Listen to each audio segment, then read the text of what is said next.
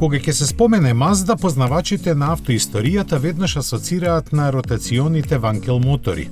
Со право, бидејќи јапонскиот производител, иако не беше прв кој ги лансираше, ја расшири нивната идеја низ светот.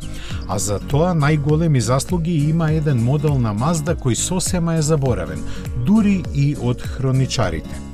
Зборуваме за RX-3, некаде познат и под ознаката Савана, чие производство започна пред половина век. На располагање беше од седан, караван и купе верзија, од која подоцна излезе прославениот RX-7.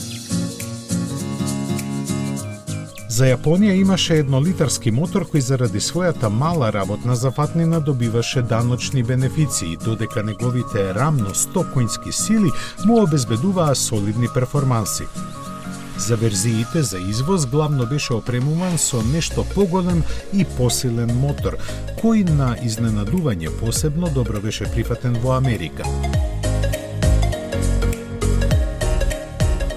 Своите можности ги покажа и на тркачките патеки низ целиот свет успешно спротивставувајќи се и на автомобилите со V8 мотори.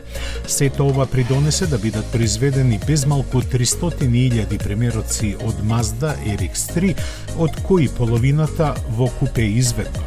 Тие го направија втор најпродаван модел на јапонскиот производител со ванкел мотор веднаш после RX-7.